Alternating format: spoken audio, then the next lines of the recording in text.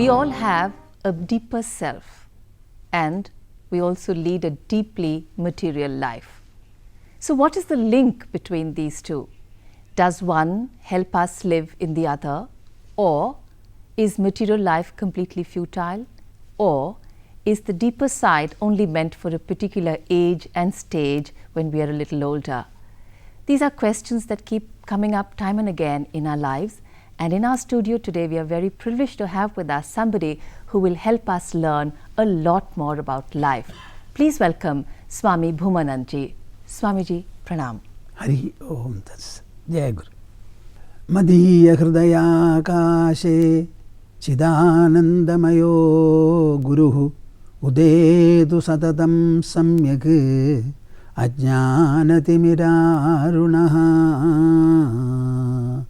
Hari Om. Hari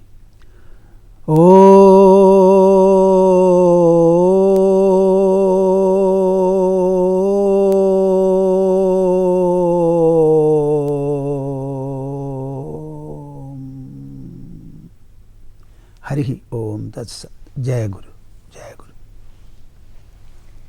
Swamiji, when we think of spirituality today, very often we say that there is an age for becoming spiritual, not understanding that spirituality is deeply encased in the first day of our lives on earth. Please shed some light on this. See, we are using a word called spiritual and spirituality.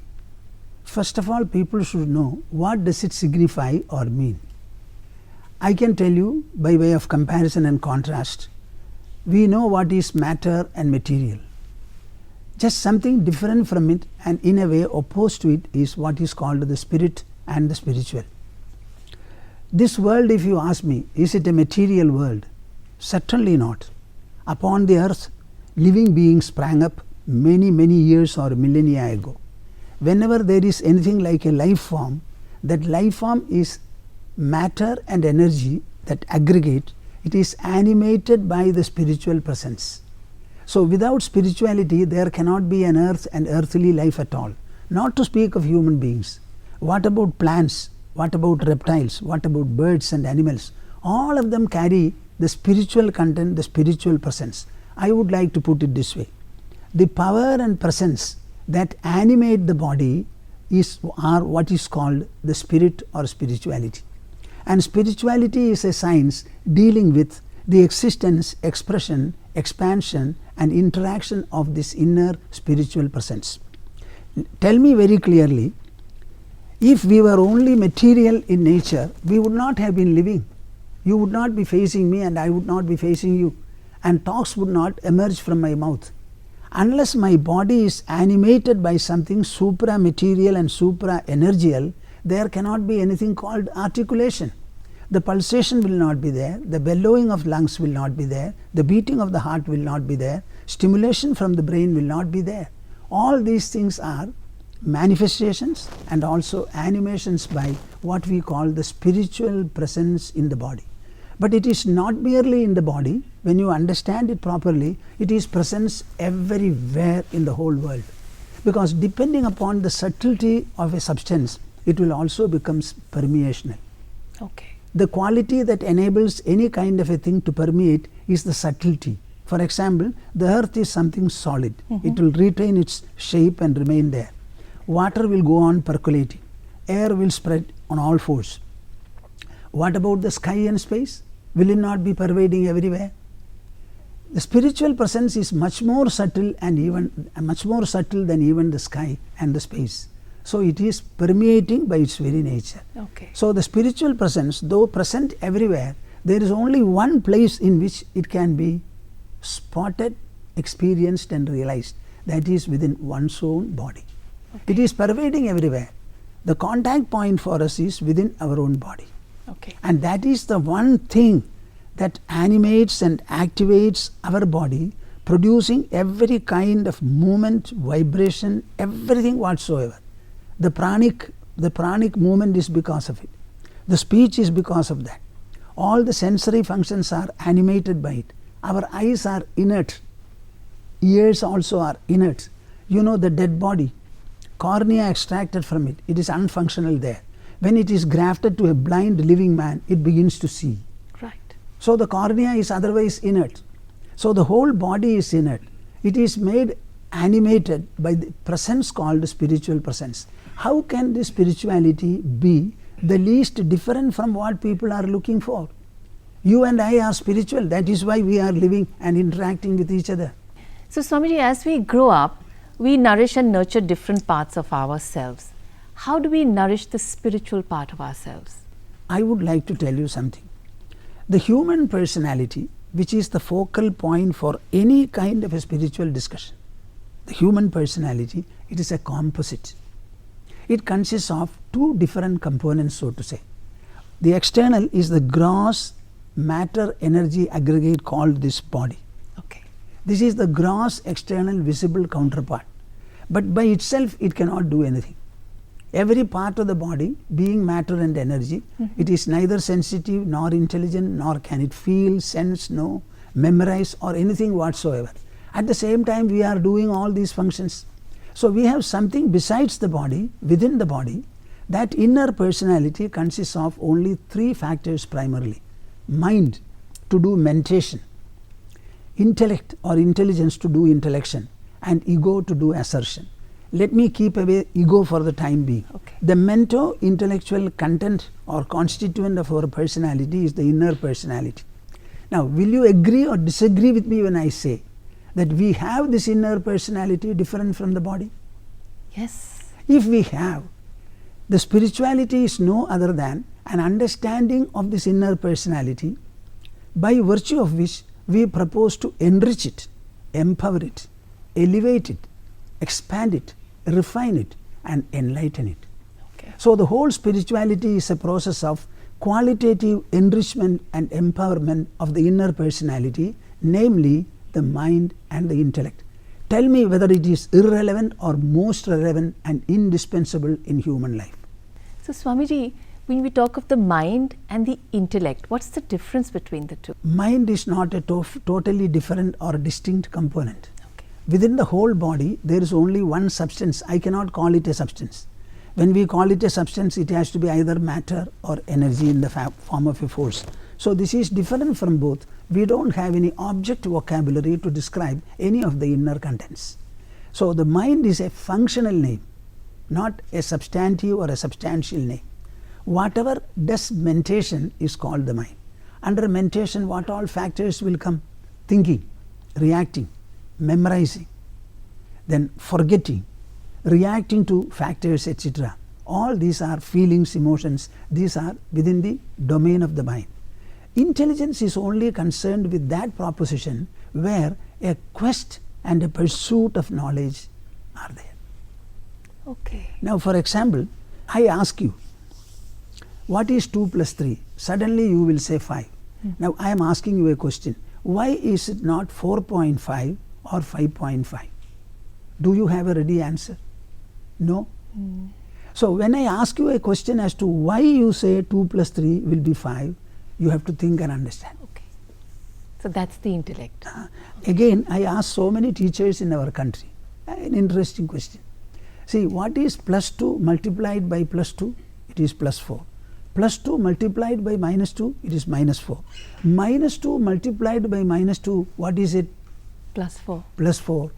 Now, in both the others, plus 2, plus is there. Plus and minus, at least one minus is there. When minus 2 is multiplied by minus 2, how does it suddenly become plus 4? Where from did you import it and what is the reason? I tell you, nobody has answered it properly. But we are all learning it. And accepting it. Accepting it. Okay. It is in the mind in the form of memory.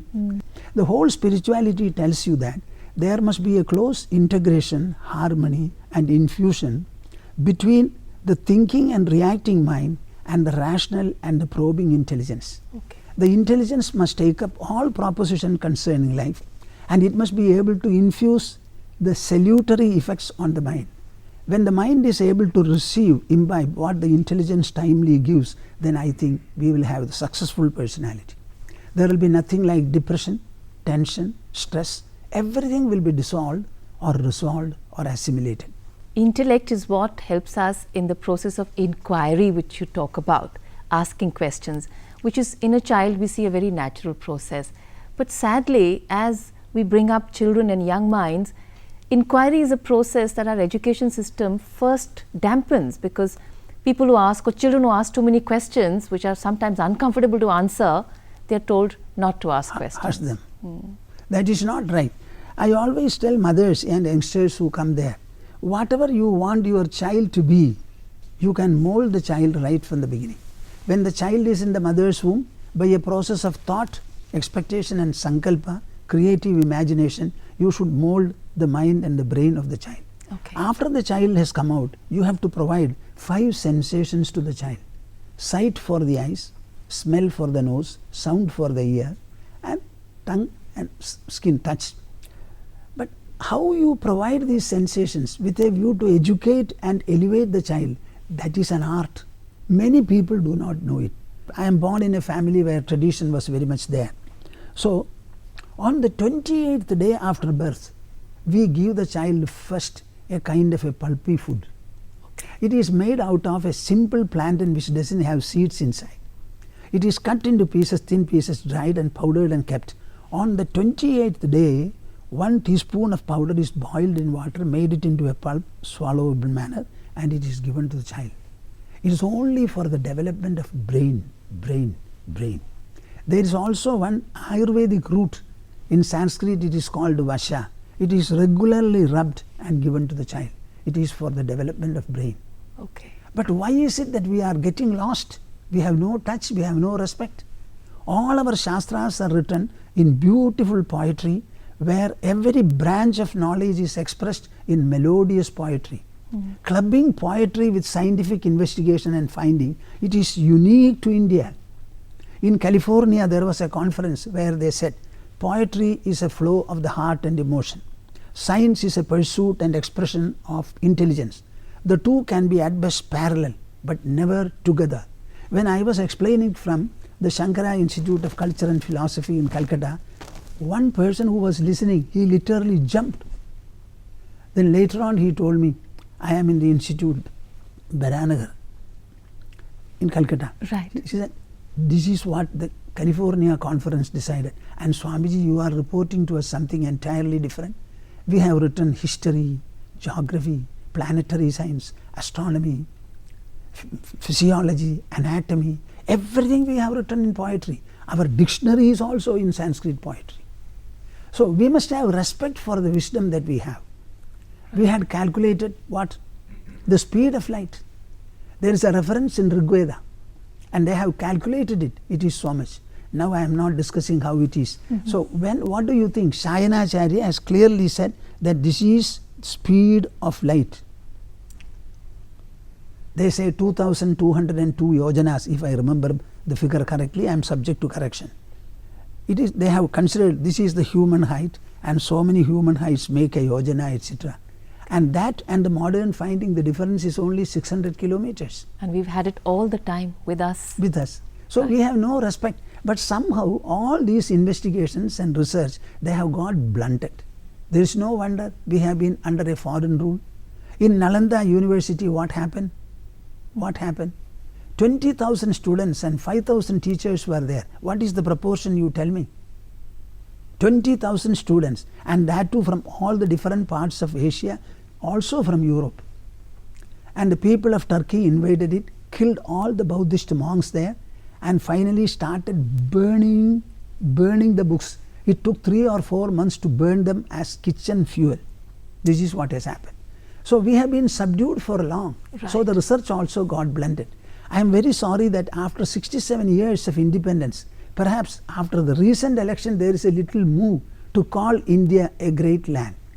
Don't we have a culture? Don't we have Ramayana written in Treta Yuga?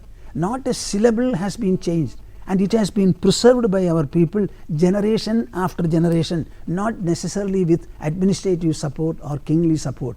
People who loved knowledge like me, we have been after preserving it. You know, I never speak on any subject other than Indian scriptures and Indian wisdom. I refuse to speak on anything at all, Right. other than this. Right. Now, because India was subdued, it was under foreign rule, all the process of research, You know what Macaulay had written to the British Parliament? I travelled throughout India, the length and breadth of India. I never met a poor man. I never met a poor man. I never met a thief. The country is so rich and affluent that it's very, very difficult to think of ruling them. The only way will be completely torpedo and destroy whatever culture they have, primarily rooted on Sanskrit, with a lot of respect for teachers, teacher-student relationship, etc. And let us instill them with English and make them think that everything Anglican alone is a class and honorable, and whatever is Sanskrit and national is slavish. Unless we are able to do so, we will not be able to rule them. If we succeed in doing so, we can rule them as a slave nation. He wrote. And that's why at, I think, a deeper level, most of the things we do, we look towards the West for validation before we can say, yes, it has certain value. How can you have a national pride if you constantly look for the West, look for the West? Of course, distances are cut, international relationships are much stronger. Anybody who speaks what we are speaking now, if necessary, in Australia you can hear them. It's all good, very good. I myself speak perhaps to several countries in the morning through a telecast program. 4.5 years have gone, nearly 5 years. So it's all good, but that does not mean your mother is not beautiful and the father is ugly. Maybe you are beautiful. My mother is ugly, but nevertheless she was able to deliver a beautiful child. My beauty is not derived from me. It is derived from my parentage. So this national pride we must have. I don't know, so many parties have come into power and ruled the country. They have never tried to institute, instill and reinforce the spirit of nationalism.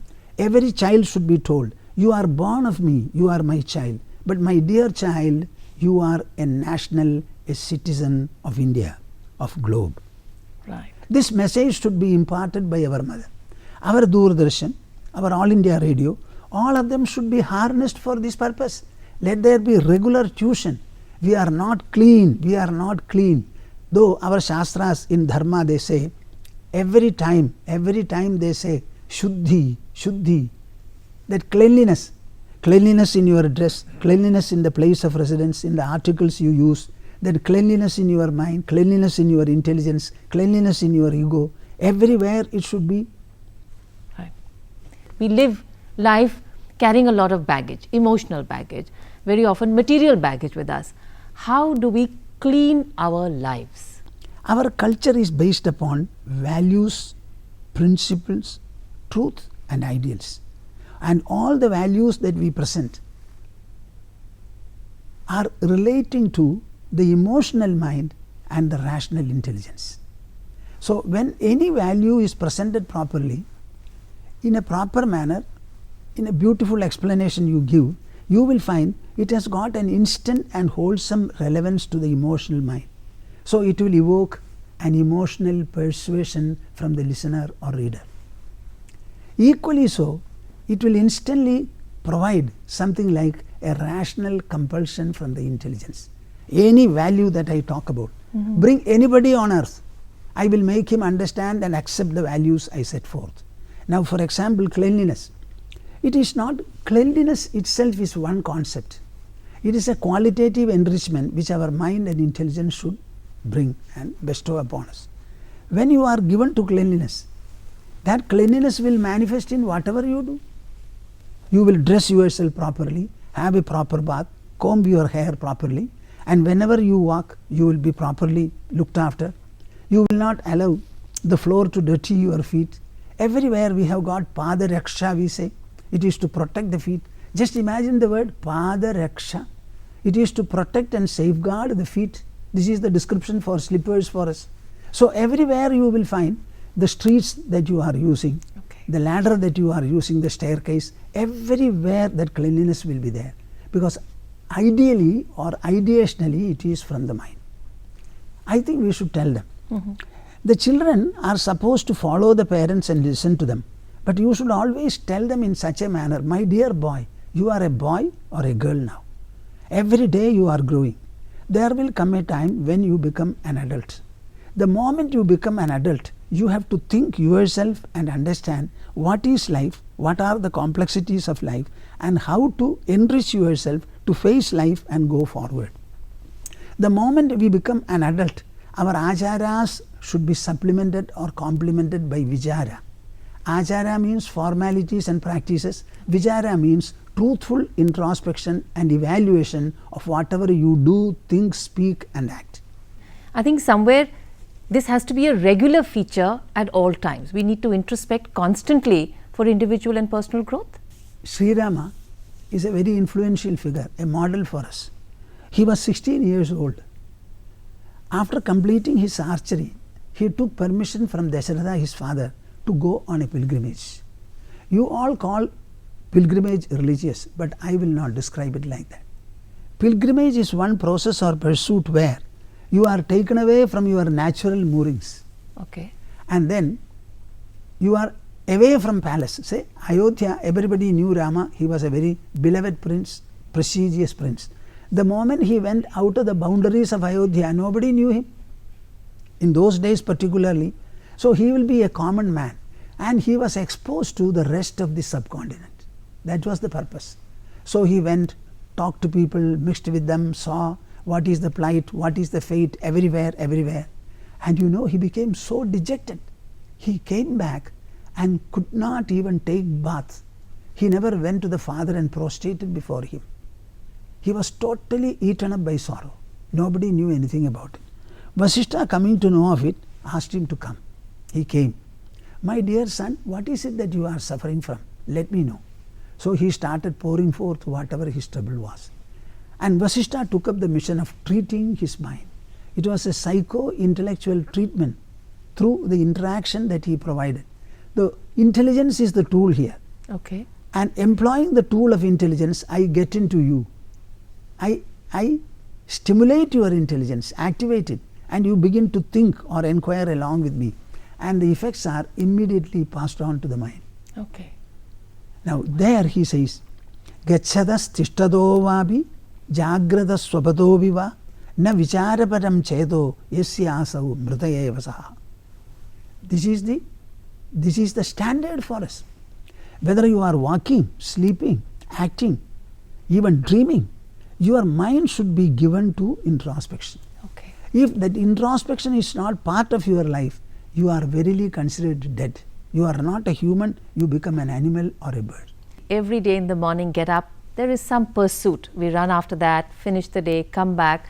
Invariably, it's a material or an emotional pursuit. But somewhere, how we nurture ourselves deeply, that gets left behind. Some little daily practices that we can bring in. Newer and newer generations are occupying the surface of the earth. It is a very regular program. We have got our educational institutions. Home itself is also another place of education. Throughout the several millennia that have passed, do you think the world has changed? No. The world consists of, as we call, Panchabhutas: earth, water, air, different forms of energy and space. They are the same. Has the human personality changed? No. The most ancient man had a body, had 5 sensory organs for perception, 5 for action, then a psychological emotional mind, a rational intelligence and an assertive ego. In these factors there is no change at all. So these disciplines and practices which are healthy and which will build the personality of man have been clearly spelt and also practiced right from the beginning. Now, whenever a child is born, the mother looks after the body, providing food and nourishment. That's all what she does. We want our children to be admitted to the best of schools, spending a lot of money, and we teach them. What is this educational center meant for? Is it not for the development of the emotional and intellectual part of the human personality? Is there any other purpose, you tell me? All the knowledge that they are giving is for the intelligence. So let us understand the emotional personality of the children has to be strengthened and reinforced. Whatever reinforces and enriches the emotional mind, that is called value. Okay. Value is no other than inner enrichment. I would like to put it, a qualitative enrichment provided or instilled into the mind and intelligence. The purpose of value is like that. We have got some standard values. Our Dharma Shastra is very huge, endless. Many of the scriptures have not been printed, they have not seen the light of the day. So much. But we can also present in a very cryptic manner the whole essence. Listen to it from me. Shruyatam dharma sarvaswam shrutva chaiva avadharyatam atmanah pratikulani paresham na samacharet. Listen to me, the entire essence of dharma. What is that? Whatever you consider to be hurting, inflicting or injurious to yourself, do not inflict on another. This is the whole dharma, discipline and value that we want. Beautiful. Do not do anything hurting to yourself. In the same manner, do not do anything hurting to another.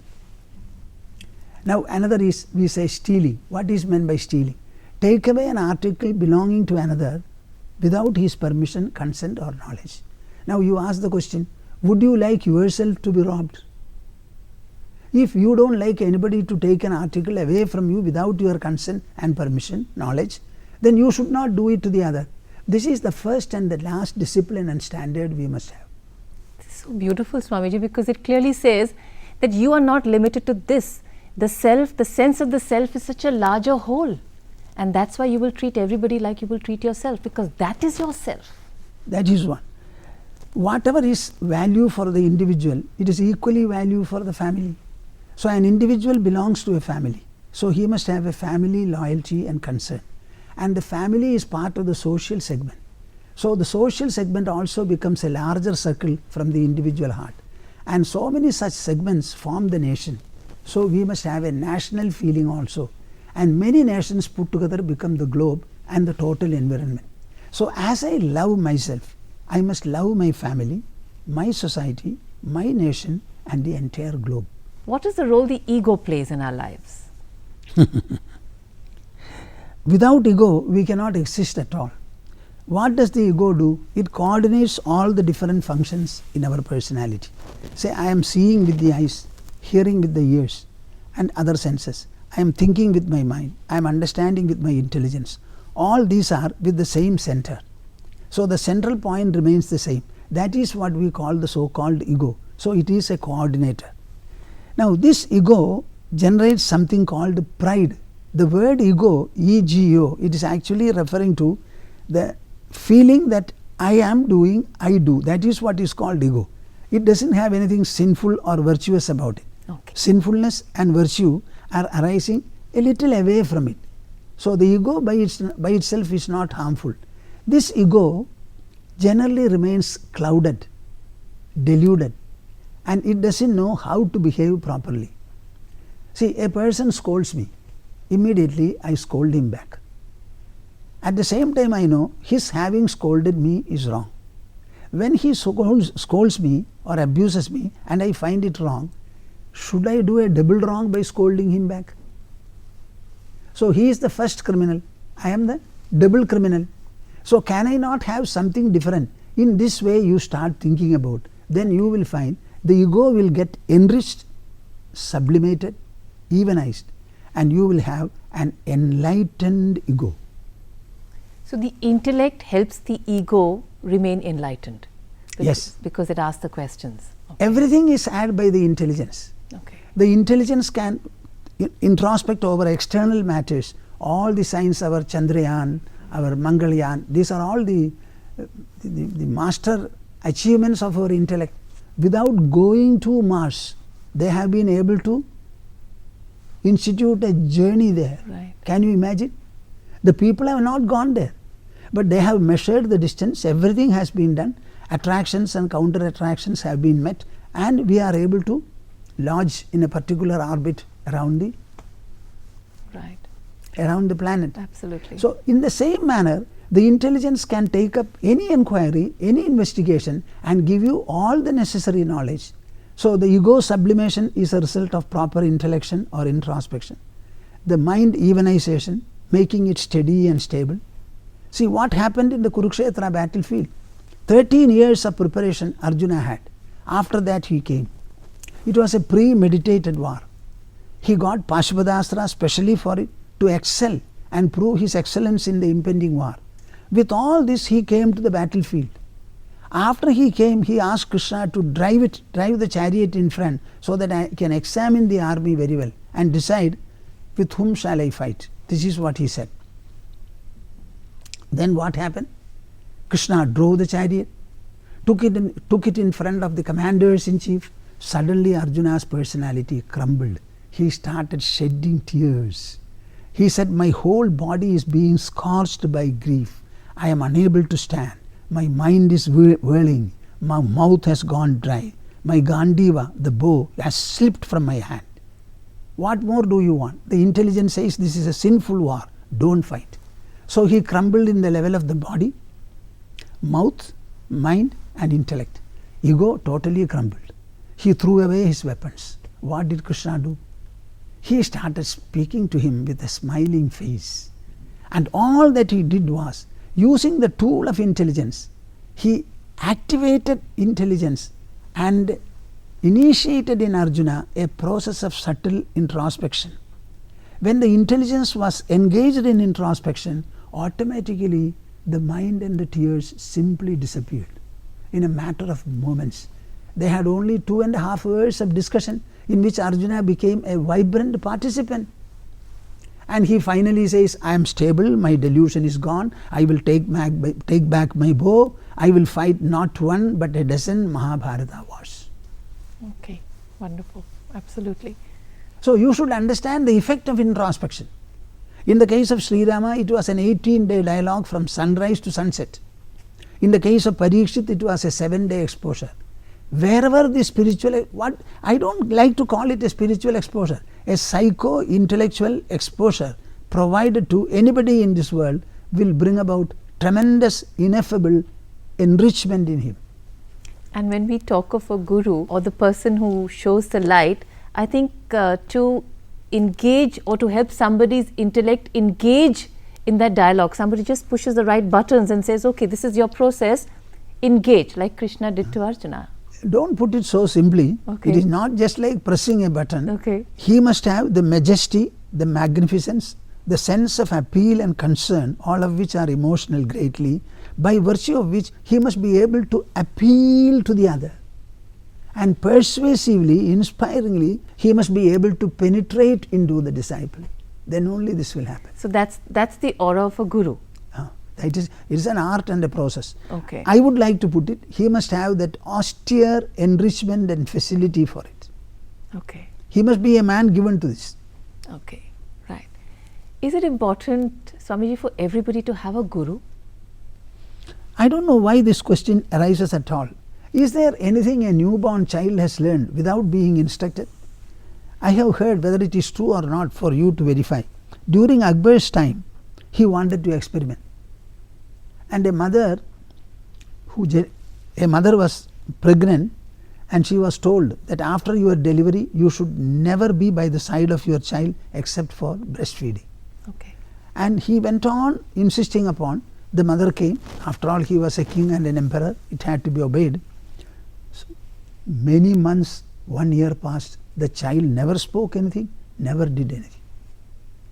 So everybody learns from the other. In India, the Gurukula system, Sri Krishna was also given that Gurukula process for some time. So, in the case of learning, all our educational institutions, what are they doing? You know, we don't have the brilliant students as teachers now. It is a bane of our educational system. The best students are taken away by the industry. So, right from the primary classes, we should be able to teach them well. Through education, everything can be accomplished.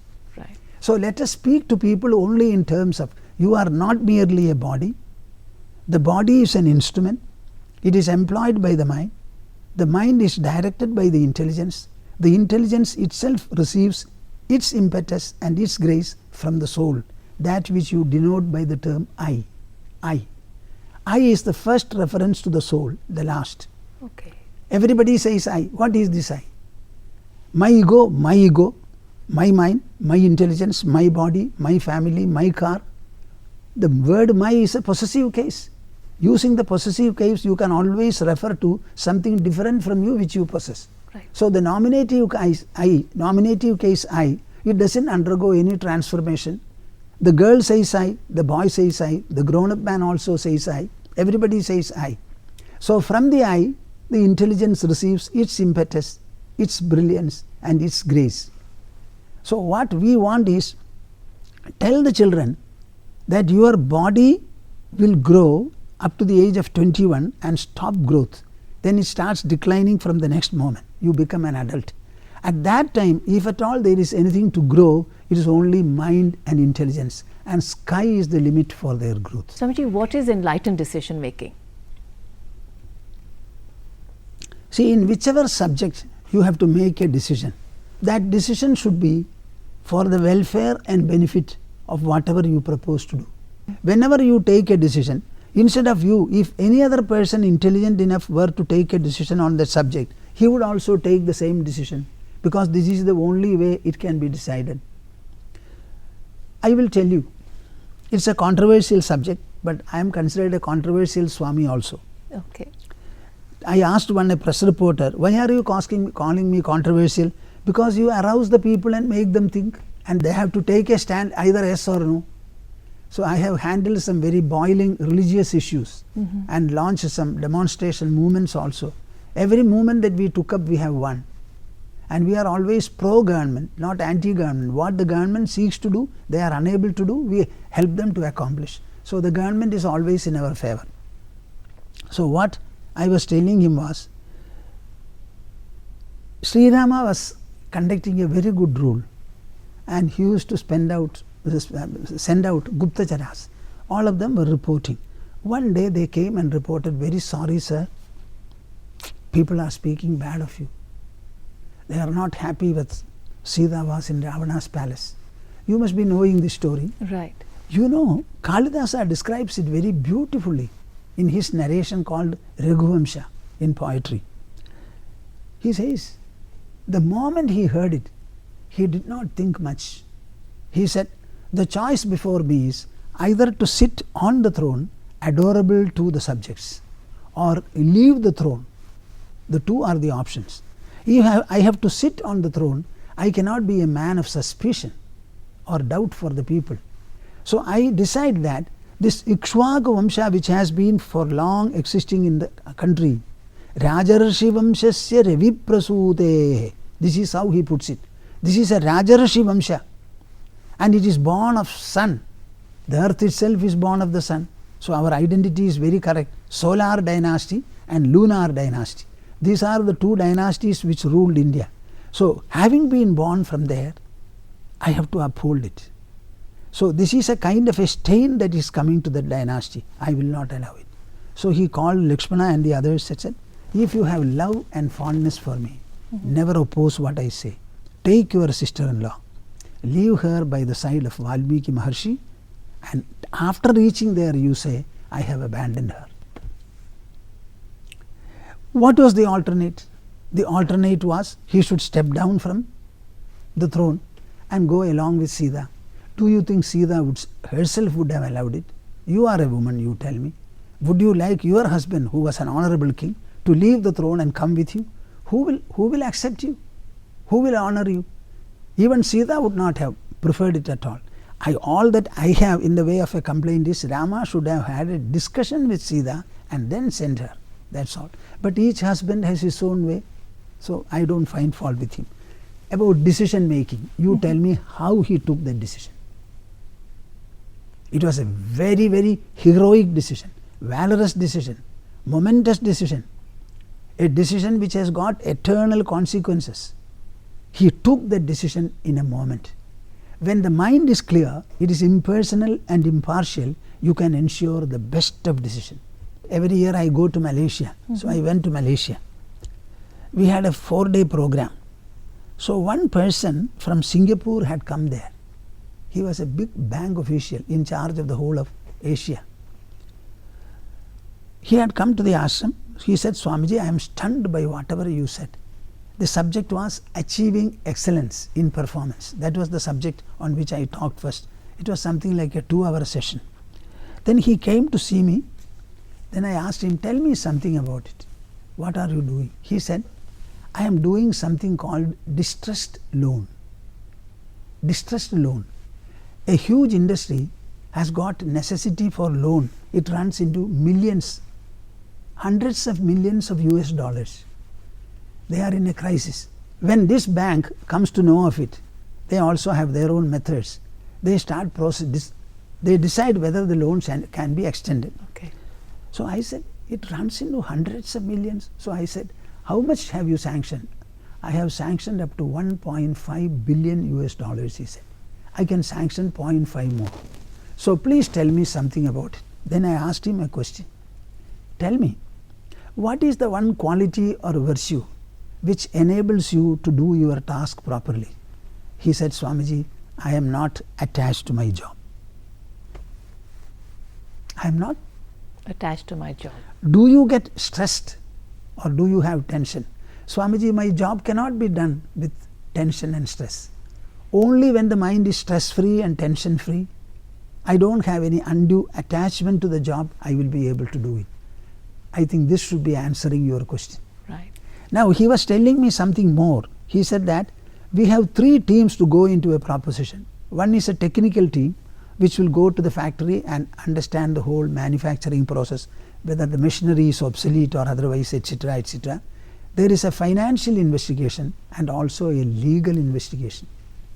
Now we start meeting people, talking to them, sometimes we become friendly, but all these developments should not in any way interfere with our decision making. And I said, suppose your decision goes wrong, are you penalized? No, nothing like that in my bank, because every decision is from top to bottom. Something will go wrong, a percentage, we are never held particularly guilty for it, he said. Okay. I think this is an example for everyone. He said, right from my childhood in Madras, in Chennai, I was listening to spiritual discourses, and my Vedantic and spiritual involvement or that spiritual interest, that is what keeps me functioning. Right. He said they take 6 months or 1 year to decide whether the sanction is to be made or not. He also told me everything was done. Tomorrow the papers were to be signed.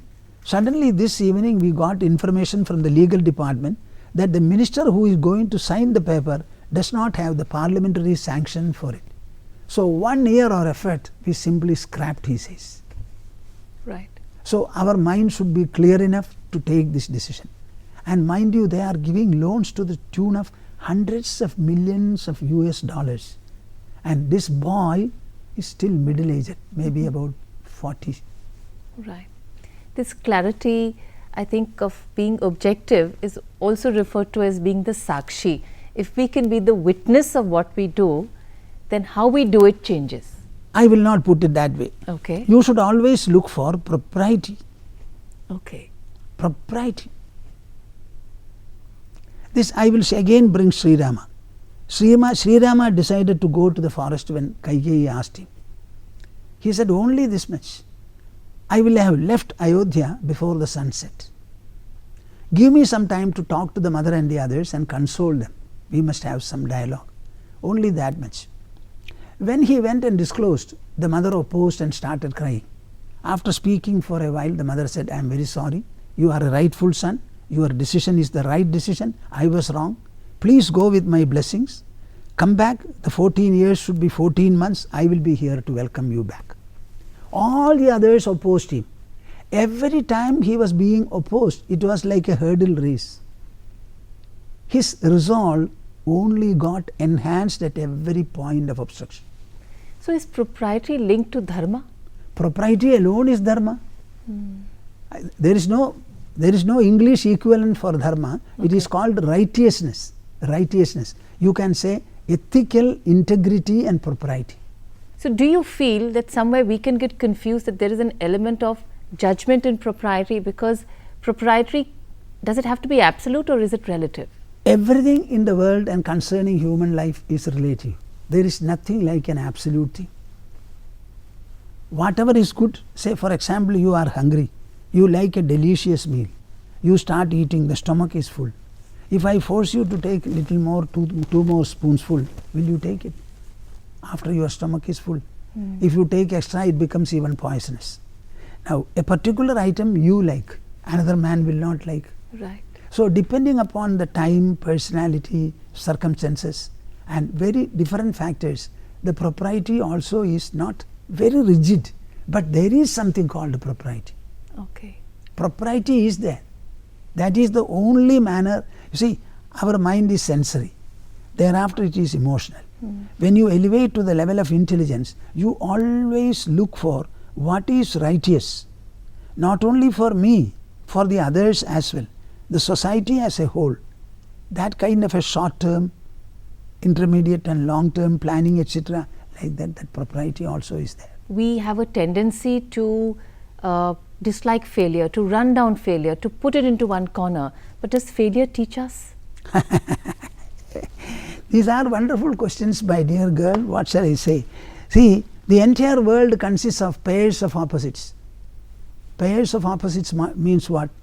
Plus and minus. Yes. Man and woman, good and bad, yesterday and today, body and soul, God and world, sin and virtue, profit and loss, success and defeat.